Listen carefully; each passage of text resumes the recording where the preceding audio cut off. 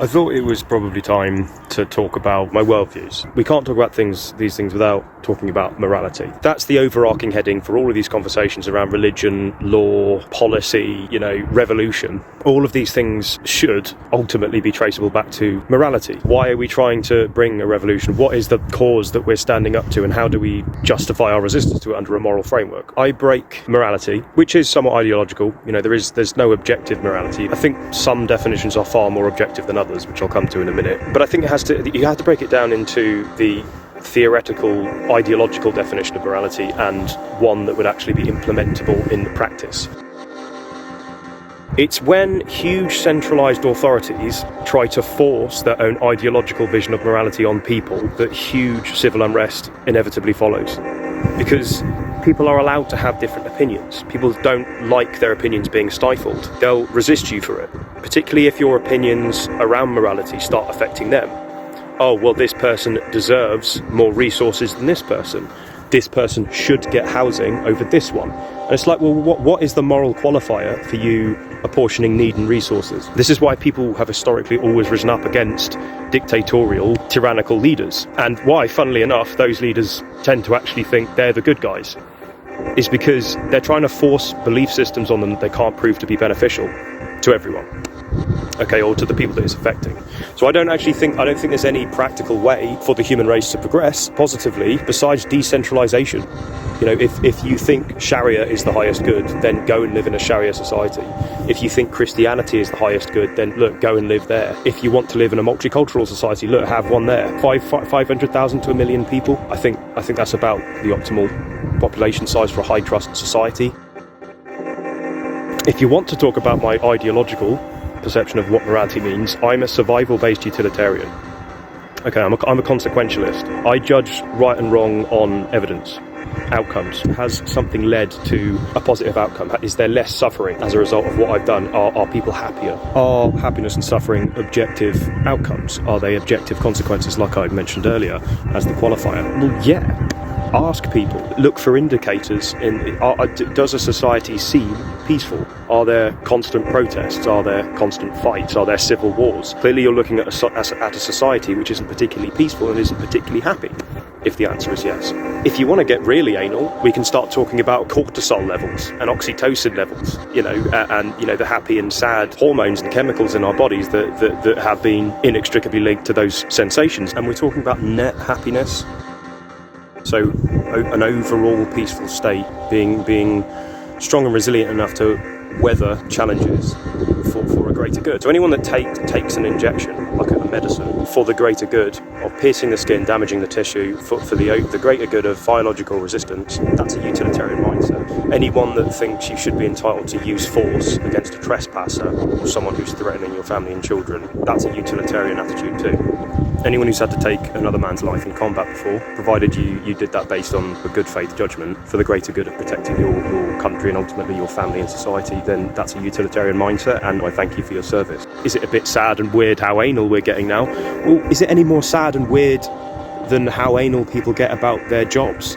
A specialist, how much they obsess over their job. Is it a bit sad doing that when you don't actually understand what the outcome is and why you're doing it? Just bobbing along this deterministic wave of other people's choices in life. Isn't that a bit sadder? You might come back to that with, well, my reason is I want to provide for my family and I want to stay alive. Bingo. That's where survival-based utilitarianism starts. Survival-based. We can't be happy. We can't even be sad if we're not alive. Right? So the preservation of life is kind of like the foundation for all of it. Funnily enough, the sensation of happiness is inextricably linked to the preservation of life. We get this oxytocin and all these positive chemicals and sensations when we get the sense that life is being preserved. When we found a healthy partner who we fall in love with, who mysteriously tends to be the one that you're either attracted to, has good physical health, is very wealthy, has a great personality and character and intelligence, and that can navigate life effectively. It's not usually a down and out who has nothing to offer. We're attracted to the positive person because passing their lineage on preserves life. We get happy when we eat food when hungry because we're keeping ourselves alive. We get adrenaline and a sense of dopamine when We spar each other when we go to the gym because we intuitively know that is something that's going to make us more resilient and survive for longer. It all kind of converges around this reasoning. And the same on the negative side. We're sad with death-relevant stuff, being famished, being really thirsty, being sleep-deprived. All of these things that are going to affect our long-term survival if they persist make us feel negative and make us feel sad.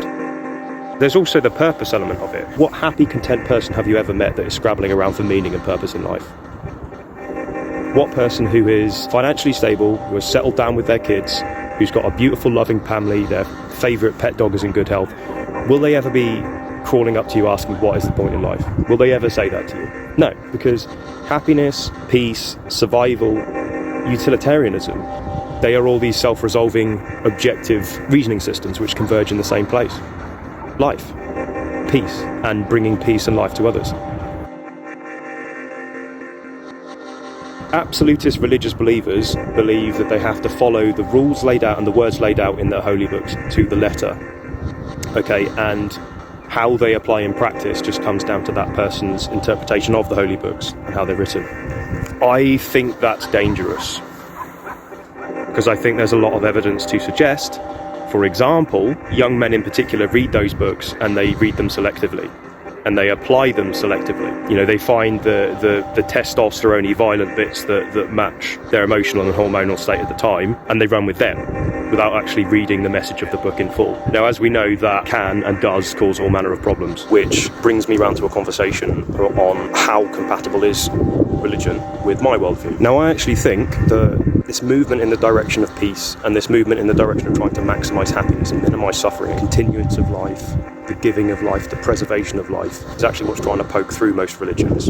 If there is a deity or deities in the ones described by these religions, I think if they wanted nothing else, it would be for us to continue living and for us to be happy and peaceful on earth. No matter how people want to selectively interpret and twist the rules that they read in these holy scriptures to try and negate that fundamental direction that these religions are trying to take us. I don't believe in persecuting homosexuals. I think, that's a bit of scripture taken out of context. I think, obviously, again, this is where you go back to the fundamental preservation of life. If all the men in the country suddenly went gay, then there would be no children, right? And life couldn't be preserved. But does that mean that I think they should just get beaten up in the street? Absolutely not. They're perfectly capable, as we are, of contributing to a peaceful, happy society, so why persecute them? Obviously, it goes without saying, I don't know if you can tell from my page, but I definitely don't believe in things like violent jihad. I think that's young Muslims who have read the Quran, their holy scripture wrong, or they've taken the absolute worst bits, mixed it with lots and lots of testosterone, and created an abomination. I don't think it's representative of all Islam. I've never said I do think that. Okay, I am opposed to extreme Islamism. Okay, and I'm also opposed to Muslims that don't speak out against it in their community. Obviously, I'm opposed to anyone that doesn't speak out against it, because it is an undeniable problem. Who is causing all the terrorism? Are we gonna dance around the bush here? We know who it is. We should be able to talk about it without being called far right or Islamophobic. So that's why I talk about it as much as I do. It's not because I hate Muslims or because I am an extremist Christian. I don't go to church on Sunday. Okay, I don't pray every night. I don't follow the teachings of the Bible down to the last letter if they conflict with utilitarian ethics. I'll give the example of halal and shashita, or kosher slaughter, because it's something that people have been asking me about. Even the Prophet Muhammad, as far as I understand from Islam, killed in the halal way to minimise suffering to the animal. He used the tools that he had at the time and the knowledge and information he had at the time to do that. Do you think he would want us to just get stuck on that, or do you think he would want us to use our brains to minimise that animal's suffering further? You could still turn that animal towards Mecca, you could still pray for them, but the slicing open of the throat, we have cleaner and kinder methods of taking an animal's life now. Which do you think Allah would prefer, if we're being honest? Exactly the same goes for shashita. This is what people mean by dogma, okay? The stuff that was relevant thousands of years ago and it causes harm to innocent people and animals, okay? That's what dogma means. And the problem with dogma is it only looks backwards. It only looks back to the past. It doesn't look forward. Frankly, how do these holy books resolve antibiotic resistance? What do they say about schizophrenia? How do they diagnose and treat it? What is their plan for the eventual stellar death, the death of our solar system and our universe? How are we going to get out of that? How are we going to solve that? By the way, I'm going to mention my idea for an attitude to have towards that on my website, absolute-justice.com, but that's another conversation. How do they resolve alien contact? Where is that written about in the Torah or in the Quran or in the Bible? It's not. You need science for that. You need a forward-facing mindset for that. Okay, you need a dynamic attitude towards life to be able to resolve these new problems. How would this be applied practically? I mean, the Christian heritage of this country is what makes it Britain. Okay, so Christian architecture should be preserved. You should respect Christianity. You should respect the churches. You should respect the Lord Spiritual in Parliament. Okay, you should honour Christmas and Christian weddings and Christian values. But when it comes to the law, I mean, once upon a time, I wrote a draft utilitarian constitution for the first iteration of my website to explain how I would approach it. But it does need to be secular. Okay, it does need to be open to scientific progression, free speech, and different ideas around what ethics and morality means. It needs to be consequentialist. And for now, the most important consequence is maximising happiness and minimising suffering. Starting, obviously, with the natives, with the nationals. Okay, a country is like a big organism. It's like one big functional entity. So if you don't prioritise the entity itself, it will die. Infrastructure will collapse, the economy will tank, our border control will vanish. When you start prioritising something besides yourself, you inevitably take a toll. You begin to lose health, and it's the same on the country scale, it's the same on the national scale. So if it was up to me, if there was a British constitution, it would be a survival-based, utilitarian-oriented constitution. It would very much respect the Christian tradition of our country, its architecture and the Christian essence of it, but it would frame it in a practical way around maximising happiness, maximising peace and minimising suffering, starting with the nationals. That's what matters. And that inherently counteracts dogma. Okay, that inherently counteracts a backwards-facing, closed-minded political direction, because free speech is intrinsic to survival-based utilitarianism. We can have conversations around whether or not there is a better objective consequence in life than happiness and peace and health and contentment and survival, but it'd be more in a perfunctory sense that we have that option and that freedom. If you can think of a better consequence in life, a better outcome for everyone, I'm all ears. And the state should be all ears too, at all times. It, of course, won't be up to me if there is a constitution laid down in Britain anytime soon. It won't be up to me, it will be up to the will of the people. I'm just giving you my input on it. Okay, this is what I think we should do. The demands that I've got on my side, they are the absolute bare essentials that any country should expect from its legal system. Okay, so that's why I put them on as they are, and I don't write on that we need a survival-based utilitarian constitution, because people, like, by and large, don't know what utilitarianism is.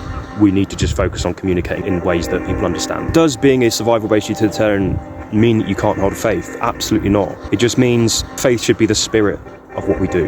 Okay, I don't think we should be pulling our hair out and arguing over which scripture or line of scripture to follow to the T. I think every God, should one exist in the way that he's described in these holy books, would want us to just love each other, want us to be peaceful and happy and content with one another. And I think that has to stay in our minds at all times, regardless of what rule you think you're following. I think manipulating people and galvanizing and polarizing people, manipulating them into prioritizing something over their own survival and over their own peace and their own happiness and their own families in the name of religion, is one of the biggest and most devious tricks that our leaders have played on us.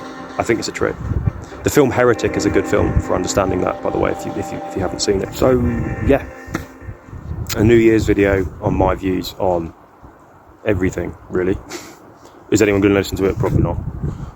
Christianity's better, Islam is better, Judaism is better. It's like they'll kill each other over this stuff. And for me, it's like they can't see the woods through the trees in what I think all of these faiths are getting at. Peace, love, acceptance, tolerance. And I mean genuine tolerance, not positive discrimination. I think that's what they are all getting at. And if we could just accept that collectively, then we'd stop arguing over which scripture is right, which description of God is right. And we can stop arguing over whether or not he's real. Open your eyes. Look around you.